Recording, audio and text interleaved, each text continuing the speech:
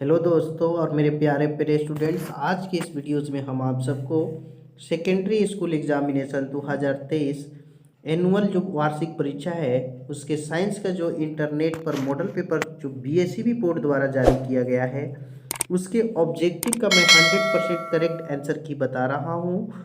आप लोग इस वीडियो को अंत तक देखिए। जो भी 2023 में बोर्ड एग्ज़ाम देंगे उनको मैं बता दूं कि 20% जो आपके प्रश्न होते हैं इससे 100% जरूर रहते हैं 20%।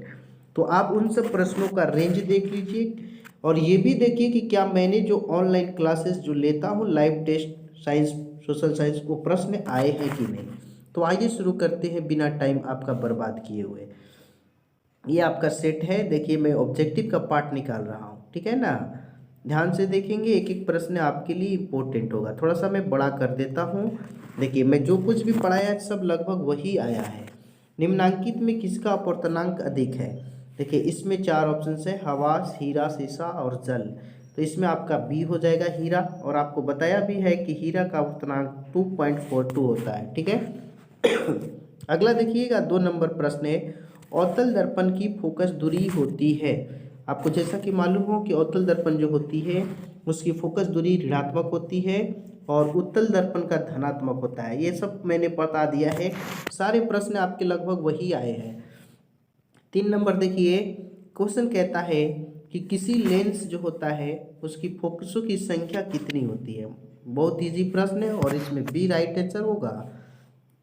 दाढ़ी बनाने में कौन सा दर्पण उपयुक्त होता है। तो आपको ये भी प्रश्न बताया गया है, बी राइट आंसर है, अवतल का इस्तेमाल होता है, ठीक है। 5 नंबर देखिए कि अवतल दर्पण की फोकस दूरी एफ एवं उसकी त्रिज्या जो है आर के बीच संबंध बताना है। बहुत इजी प्रश्न है और आपको मालूम होगा कि एफ बराबर r/2 होता है, जो कि आपके सी ऑप्शन में है, ठीक है। सी बिल्कुल ही सही है। 6 नंबर देखिए, किस लेंस को अभिसारी लेंस कहते हैं। अभिसारी, तो देखिए उत्तल लेंस क्या करता है कि वो सारे प्रकाश की किरणों को एक ही बिंदु पर फोकसित करता है और एक ही बिंदु पर फोकसित करने के कारण इसे अभिसारी लेंस भी कहते हैं। तो 6 का बी सही है। 7 नंबर देखिए, दृश्य प्रकाश में किस वर्ण का तरंगदैर्घ्य जो होता है न्यूनतम होता है। तो तरंगदैर्घ्य जो होता है वेवलेंथ वो बी यानी बैगनी का सबसे कम और ये भी याद रखें लाल का सबसे अधिक होता है, ठीक है। ये प्रश्न भी हमने आप सबको बताया है। जो लोग भी इस वीडियो को देख रहे हैं प्लीज़ आप लोग इस वीडियो को लाइक करें और साथियों में भी शेयर करें।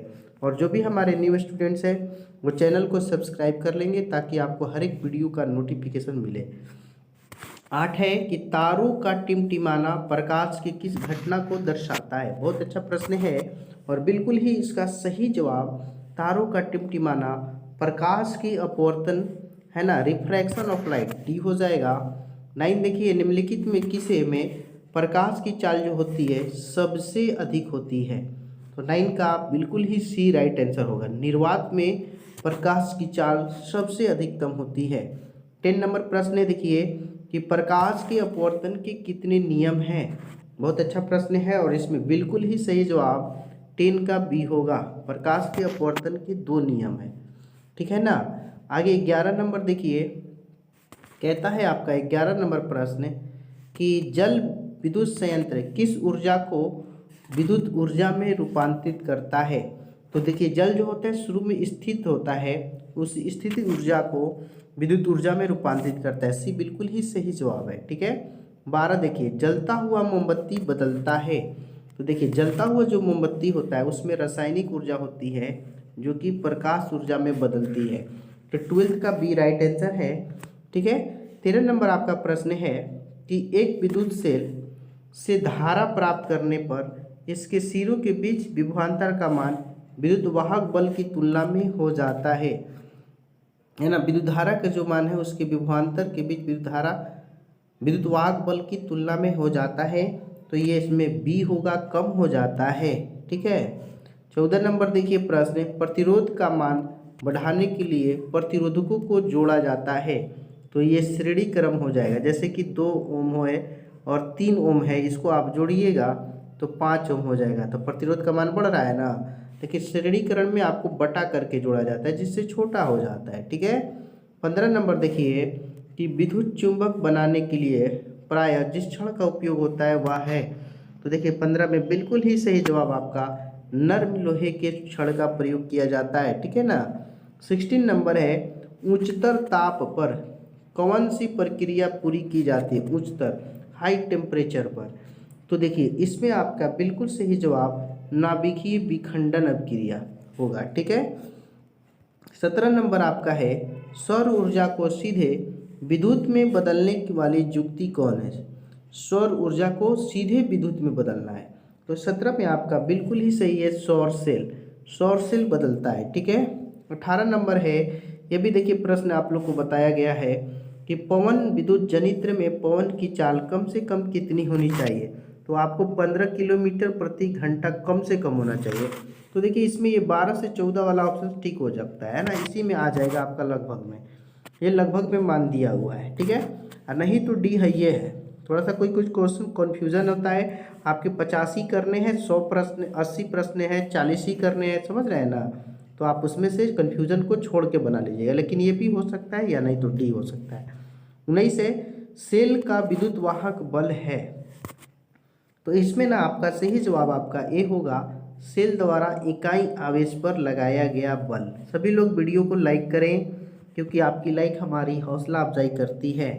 20 नंबर देखिए, घरेलू परिपथ में मुख्य रूप से किसकी आपूर्ति होती है। अच्छा प्रश्न है, और इसमें आपको हम बता दें कि ये होगा प्रत्यावर्ती धारा की, ठीक है ना।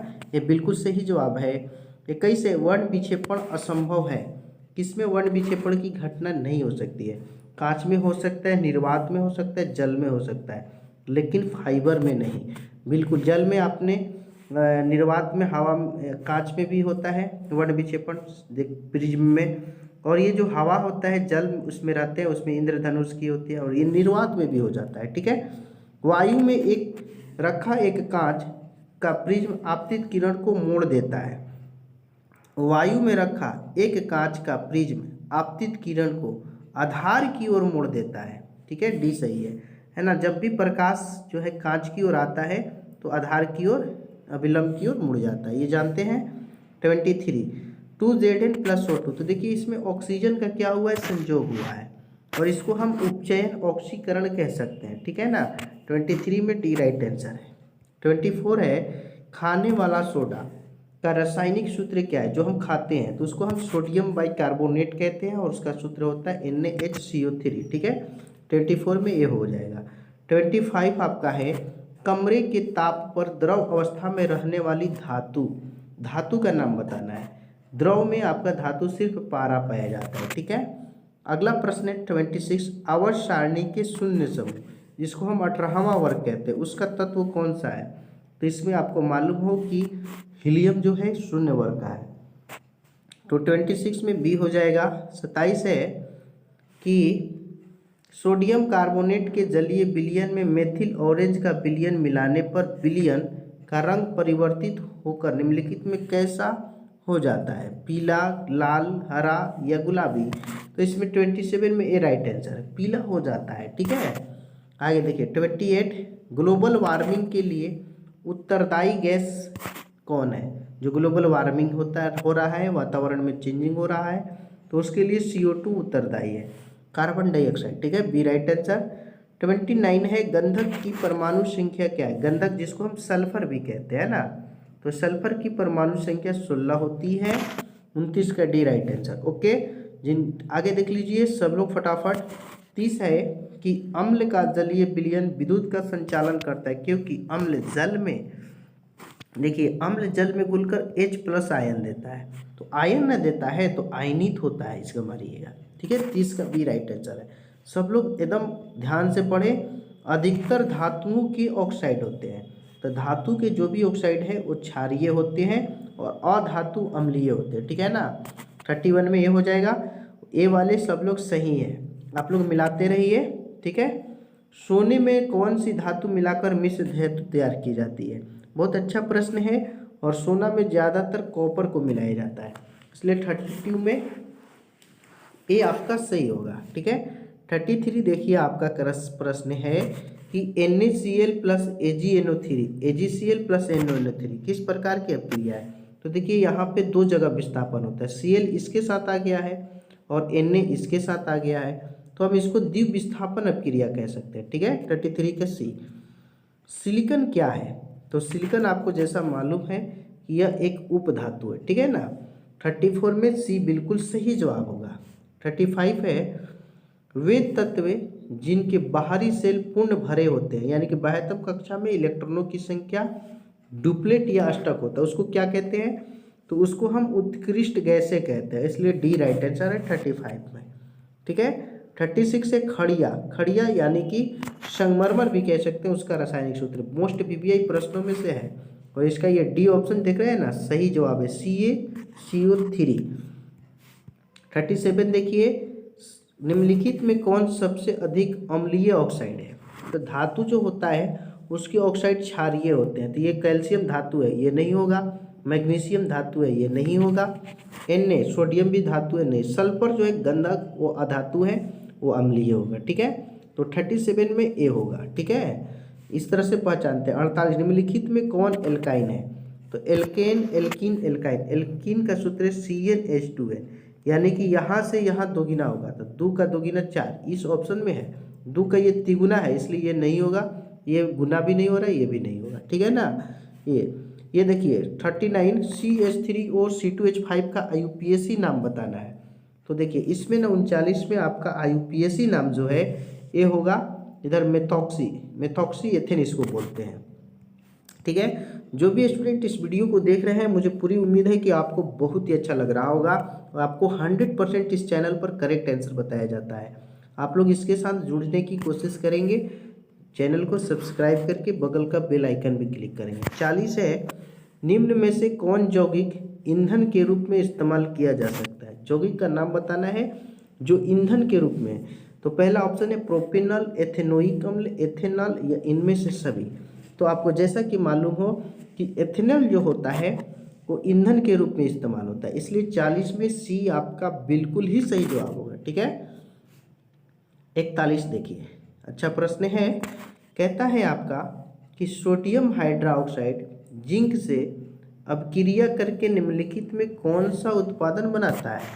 देख सकते हैं NaZnO2 प्लस H2 दिया है, Na2ZnO2 plus H2, Na2Zn2 plus H2, Na2ZnO plus H2। तो इसमें देखिए आपका 100% सही जवाब बी होगा, यही उत्पाद बनाता है सोडियम हाइड्रोक्साइड, है ना, जिंक से जब भी अपक्रिया करता है। बी राइट आंसर है, बाकी ये सब जो ऑप्शन है वो रॉन्ग है। ठीक है ना, अब देखिए 42, धोबिया सोडा, जिसको हम धोबन सोडा भी कहते हैं, उसका सूत्र बताना है। पहला ऑप्शन है Na2CO3 × 10H2, NHCO3, CaCO3 या COH का उल्टा है। तो आपको इसमें सही जवाब 42 में ए होगा, Na2CO3 × 10H2, ये जो है आपके धोने के सोडा का सूत्र है। ठीक है ना, 43 देखिए, ये अच्छा प्रश्न है कि अम्ल रास में सांद्र HNO3 और सांद्र HCl का अनुपात बताना है। बहुत इजी है, और इसमें आपको कुछ करना नहीं होता है। HCl की यहाँ पे एक छुपा हुआ है, और इसमें देखिए 3 आया है, इसी को उल्टा करके बोल दीजिए 1:3, आपका सही हो जाएगा। ठीक है, 44 देखिए, आपका कहता है किसी अपक्रिया में भाग लेने वाले पदार्थ क्या कहलाते हैं? उत्पाद, अभिकारक, ऑक्सीकारक या अवकारक? तो ये बहुत इजी प्रश्न है।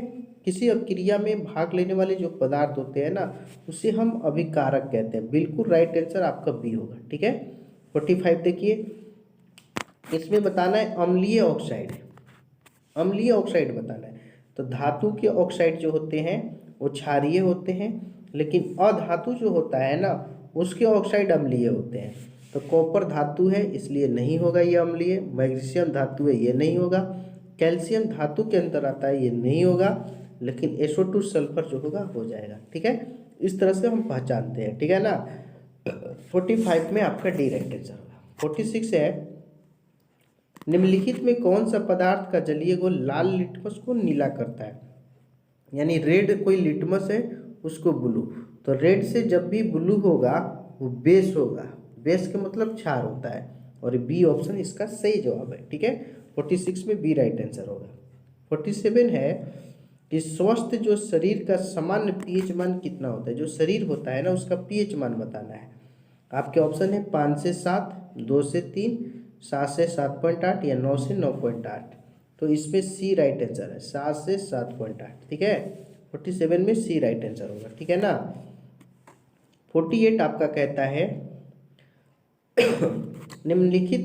निम्नांकित यौगिकों में कौन जल में विलेय है, जल में घुलने वाला बताना है। जैसे कार्बन डाइसल्फाइड, बेंजीन, मीथेन और ग्लूकोज। तो देखिए जल में घुलनशील जो होता है, जो जल में विलेय है वो ग्लूकोज है, ग्लूकोज घुल जाता है। ठीक है, 48 में डी होगा। 49 है निम्नलिखित में कौन अमलगम है। अमलगम देखिए, अमलगम कभी भी पूछे ना तो अमलगम में आपका पारा शामिल जरूर होता है, पारा, और पारा का सूत्र होता है Hg। तो Hg जिसमें भी आएगा वो अमलगम हो जाएगा। तो ये बी देखिए, इसमें Hg आया है ना, 49 का बी होगा। 50 देखिए निम्नलिखित में कौन सी धातु जिंक सल्फेट के विलयन से जिंक को विस्थापित कर देता है। जिंक सल्फेट है ना, यानी कि Zn SO4 है, इसको विस्थापित कर देता है। आपके ऑप्शन है टाइटेनियम, प्लेटिनम, कॉपर और एल्युमिनियम। तो इसका सही जवाब आपका कॉपर होगा। कॉपर सल्फेट बन जाता है CuSO4 प्लस Zn। तो Zn देखिए विस्थापित हो जाता है ना। तो 50 का सी राइट आंसर होगा। एक एक प्रश्न इंपॉर्टेंट है, मैंने 50 करा दिए, और भी 30 प्रश्न है उसको करा देते हैं। सब लोग लाइक कर दीजिएगा। 51 है ऑक्सीजन युक्त रक्त को हृदय से शरीर के विभिन्न भागों में ले जाने वाली रक्त वाहिनियाँ कहलाती है। ऑप्शन है निलय, शिराएँ, आलिंद, धमनियाँ। तो 51 में आपका सही जवाब डी होगा, धमनियाँ कहलाती है। क्या कहलाती है? धमनियाँ। एक एक प्रश्न को ध्यान से पढ़िएगा, आपको समझ में आएगा। 52 देखिए रक्त के हल्के पीले रंग के चिपचिपे द्रव को क्या कहते हैं। लिम्फ, सीरम, प्लाज्मा या इनमें से कोई नहीं। तो रक्त के हल्के जो पीले रंग के चिपचिपे द्रव होते हैं उसे हम प्लाज्मा कहते हैं ना। तो 52 में आपका सी राइट आंसर है। 53 है कि किन पौधों की पत्तियों पर स्टोमाटा अनुपस्थित होता है। पहला है जीरोफाइट्स, जलमग्न हाइड्रोफाइट्स, एंजियोस्पर्म या इनमें से कोई नहीं। तो 53 में आपका सही जवाब सी होगा। एंजियोस्पर्म में ना स्टोमाटा यानी कि रंध्र नहीं होते हैं। ठीक है। 54 देखिए किण्वन क्रिया पाई जाती है। किण्वन की क्रिया किस में होती है? ईस्ट में, हाइड्रा में, अमीबा में और इनमें से कोई नहीं। तो इसके बिल्कुल ही राइट आंसर आपका ये होगा। ईस्ट में जो है ना किण्वन की क्रिया होती है। ओके। 55 नंबर देखिए आपका कहता है कि पूर्ण विकसित अंडाशय कहलाता है बीज, फल, बीजांड या इनमें से कोई नहीं। तो 55 में आपका 100% सही जवाब फल होगा, फल कहलाता है। ठीक है। 56 देखते हैं ग्लूकोज का रासायनिक सूत्र। ये भी प्रश्न हमने आप सबको बताया था, है ना। सारे प्रश्न बताए हुए आ रहे हैं जितने भी हम लोग रिपीट किए हैं। C12H2211, C6H12O6, CCH3, COOH, CH3, CHO। तो ये ऑप्शन सही है, ये तो चीनी है ना। तो आपका बी हो जाएगा। निम्नलिखित में किस पौधे को प्रकाश संश्लेषी इकाई कहते हैं? पहला है क्लोरोप्लास्ट, प्लास्टिड, क्लोरोफिल और क्वांटासोम। तो क्लोरोफिल जो होता है आपका प्रकाश संश्लेषी इकाई है। ठीक है। 57 में सी राइट आंसर। ओके ना। 58 देखिए अंडो अतिसर्ग का कारण है। पहला ऑप्शन है एस्ट्रोजेन, LH, FSH, इनमें से कोई नहीं। तो 58 पे ना आपका LH होगा। ठीक है, LH याद रखिए, ये अंडोत्सर्ग का कारण है। 59 है निम्नलिखित जीवों में किसमें अलैंगिक जनन द्वारा द्विखंडन द्वारा नहीं होता? अलैंगिक जनन द्विखंडन द्वारा नहीं होता है। लिस्मेनिया है, पैरामीशियम, ईस्ट और अमीबिया है। तो 59 में आपका ये हो जाएगा लिस्मेनिया। ठीक है। 60 प्रश्न है प्रकृति में ऑक्सीजन का संतुलन कैसे बना रहता है? संयोजक क्रिया द्वारा, प्रकाश संश्लेषण, अपघटन या इनमें से कोई नहीं। तो ऑक्सीजन का जो संतुलन है ना आपका, ये भी बताए थे, बी होगा, प्रकाश संश्लेषण से होता है, बना रहता है। 20 और प्रश्न है, देख लीजिए। आगे कहता है कि भोजन के पाचन में निम्नलिखित में किस रस की भूमिका होती है? पित्तरस, अग्न्याशय रस, आंत्र रस या इनमें से सभी। तो इसमें ना आपका 61 में सही जवाब जो है आपका बिल्कुल ही राइट आंसर डी है, इन सब से पाचन होता है ना, डी सही हो जाएगा। 62 है, ट्रिप्सिन नामक एंजाइम पाया जाता है पित्ताशय से, अग्न्याशय रस में, आंत्र रस में या जठर रस में। ट्रिप्सिन, तो इसमें देखिए आपका बिल्कुल सही है, अग्न्याशय रस होगा। यह ट्रिप्सिन जो है अग्न्याशय रस में पाए जाते हैं। ओके, 63 देखते हैं। कहता आहार नाल का सबसे लंबा भाग ग्रसनी है, छोटी आंत, अमाशय या ग्रास नली। तो देखिए आहार नल का सबसे लंबा भाग छोटी आंत, ये बार बार हमने बताया है, बहुत बार बताया है इसको, सबसे लंबा भाग होता है छोटी आंत। 64 है, मनुष्य में पाचन क्रिया का आरंभ कहाँ से होता है? ग्रसनी से, मुख-गुहा से, अमाशय से, छोटी आंत से। तो आप लोग को मालूम होगा जैसे ही हम भोजन को मुंह में डालते हैं वहीं से शुरू हो जाता है। तो 64 में आपका हो जाएगा मुख गुहा से। ठीक है। 65 देखिए आपका कहता है निम्नलिखित में कौन वसा के पाचन में सहायक होता है? वसा का पाचन, टाइलिन, लाइपेज, माल्टेज, लैक्टेज। तो देखिए वसा के पाचन में ना लाइपेज सहायक होता है। 65 में आपका बी बिल्कुल ही राइट आंसर है। ठीक है। जो भी अभी तक इस वीडियो को लाइक ना किए प्लीज़ आप लोग लाइक करें। मंजिलें उनको मिलती है जिनके सपनों में जान होती है, पंखों से कुछ नहीं होता, हौसलों से उड़ान होती है। 66 देखिए ग्लाइकोलिसिस की प्रक्रिया संपन्न होती है केंद्रक में, कोशिका द्रव्य में, माइटोकॉन्ड्रिया में या स्टोमाटा में। बहुत अच्छा प्रश्न है और इसका बिल्कुल ही सही जवाब बी होगा, कोशिका द्रव्य में। ठीक है। ग्लाइकोलिसिस की प्रक्रिया कहाँ होती है? कोशिका द्रव्य में, बी सही जवाब है। 67 ओजोन परत है, पहला है ऑप्शन हानिकारक, उच्च ताप पर लाभदायी, लाभदायी या इनमें से कोई नहीं। तो ओजोन जो परत है ना आपका बिल्कुल ही सही जवाब सी है, लाभदायी है। यही जो है पराबैंगनी किरणों को पृथ्वी पर आने से रोकती है, इसलिए हम कह सकते हैं कि यह लाभदायी है, बेनिफिशियल है। 68 है निम्नलिखित में कौन फूल में नर प्रजनन अंग है? इसको भी हमने बताया था, पुंकेसर, दलपत्र, पुष्पासन और इनमें से कोई नहीं। तो इसका सही जवाब जो है आपका पुंकेसर होगा। ओके। 69 देखिए कि पौधों में श्वसन क्रिया के अंतर्गत एटीपी के टूटने से कितनी ऊर्जा मुक्त होती है? 30.5 केजे प्रति मोल, 305 केजे प्रति मोल, 3.5 केजे प्रति मोल या इनमें से कोई नहीं। तो 69 में आपका बिल्कुल राइट आंसर ए होगा, 30.5 केजे प्रति मोल। ठीक है ना। आगे देखिए 70 नंबर प्रश्न है, इथाइल एल्कोहल किस प्रकार के श्वसन से बनता है? वायवीय, अवायवीय, किण्वन और इनमें से कोई नहीं। बहुत इंपॉर्टेंट प्रश्न है और इसका सही जवाब आपका होगा अवायवीय। आपको हमने बताया भी है कि श्वसन जो होते हैं ना, श्वसन कितने प्रकार के होते हैं बताइए तो आप लोग, श्वसन कितने प्रकार के होते हैं? बिल्कुल ही सही जवाब है 2 प्रकार के। श्वसन कितने प्रकार के होते हैं? 2 प्रकार के। एक का नाम वायवीय है, एक अवायवीय। लेकिन यहाँ पे इथाइल एल्कोहल से पूछा था तो आपके लिए बी होगा, अवायवीय। ओके।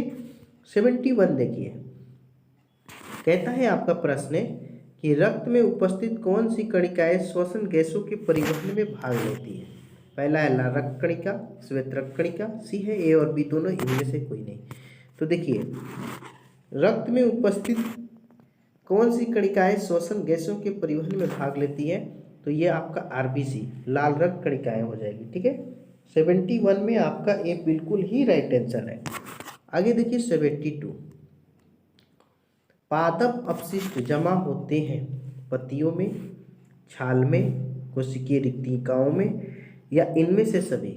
तो देखिए पादप जो अपशिष्ट होते हैं ना हर जगह पे शामिल होते हैं, इसलिए इनमें डी मार लीजिए, इनमें सभी बिल्कुल सही है। 73 देखिए कि मनुष्य की आहार नाल का कौन सा भाग किसी एंजाइम को स्रावित नहीं करता है? मुंह, ग्रास नली, अमाशय या इनमें से कोई नहीं। तो देखिए आपका बिल्कुल जो ये ग्रास नली जहाँ से भोजन अंदर की ओर जाता है वो किसी तरह का एंजाइम स्रावित नहीं करता है, भी सही होगा। 74 देखिए मूत्र की सांद्रता किसकी उपस्थिति पर निर्भर करती है? सांद्रता, गाढ़ापन या पतलापन, थायरोक्सिन, एडीएच या वेसोप्रिन या मेलाटोनिन। तो इसमें ना आपका सही जवाब एडीएच होगा। 75 है, कौन सा हार्मोन पौधे की वृद्धि से संबंधित नहीं है? ऑक्सिन, जिबरेलिन, साइटोकाइनिन या एब्सिसिक अम्ल। आप लोग जानते हैं कि ऑक्सिन वृद्धि करता है ना, जिब्रेलिन भी, साइटोकाइनिन भी, लेकिन एब्सिसिक अम्ल जो है वो वृद्धि रोधक है उसकी वृद्धि को रुकावट डालता है। डी हो जाएगा। 76 से मानव हृदय किस तंत्र का भाग है? पाचन तंत्र, श्वसन तंत्र, उत्सर्जन तंत्र या परिवहन तंत्र है? तो हृदय जो है ये परिवहन तंत्र का काम करती है। डी राइट आंसर है। ठीक है, 76 में डी होगा। 77 देखिए, जीव विज्ञान की वह शाखा जो गुणों के वंशानुक्रम के अध्ययन से संबंधित है? कोशिका विज्ञान, आनुवांशिकी, कार्मिक विकास या इनमें से कोई नहीं? तो 77 में ना आपका आनुवांशिकी होगा। ठीक है, वंशानुक्रम जो है आनुवांशिकी में आता है। 78 है, श्वसन क्रिया में निम्नांकित में से किस गैस को ग्रहण किया जाता है? श्वसन जब हम क्रिया करते हैं उसमें किसको ग्रहण करते हैं? CO2, O2, N2, SO2। इस प्रश्न को भी हमने बताया है, बताइए कमेंट में। हाँ, बी एकदम सही है, O2 को ग्रहण करते हैं। 79 है, ग्लूकोज में कार्बन के कितने परमाणु होते हैं? सबसे पहले आप जानिए कि ग्लूकोज का सूत्र क्या होता है। ग्लूकोज का सूत्र C6H12O6, और इसमें कार्बन का पूछा है तो कार्बन का 6 हो जाएगा। ठीक है ना। और 80 नंबर प्रश्न देखिए आपका कहता है, मस्तिष्क में अनैच्छिक क्रियाओं का नियंत्रण केंद्र अवस्थित होता है मेडुला में, अग्र मस्तिष्क में, मध्य मस्तिष्क में या पश्च मस्तिष्क में? तो इसका देखिए बिल्कुल ही सही जवाब, मस्तिष्क में अनैच्छिक क्रियाओं का नियंत्रण जो होता है मेडुला में अवस्थित होता है। ठीक है, मेडुला ऑब्लांगेटा भी कहते हैं। तो ये देखिए आपके 80 जो प्रश्न थे मैंने आपके करा दिए, इसमें आपने कितने सही किए कमेंट सेक्शन में जरूर बताइएगा। और आई होप डेट कि आपको ये वीडियो बहुत ही पसंद आया होगा। तो आप लोग जो भी हमारे न्यू व्यूवर्स हैं उनसे रिक्वेस्ट है कि आप चैनल को सब्सक्राइब करके बगल का बेल आइकन भी क्लिक कर लेंगे ताकि लेटेस्ट वीडियो का नोटिफिकेशन मिले। और इस वीडियो को लाइक ज़रूर करें क्योंकि आपकी एक लाइक हमारी हौसला अफजाई करती है। Thanks for watching this video. फिर मिलते हैं अगले वीडियो में। जय हिंद, टाटा, बाय बाय, धन्यवाद।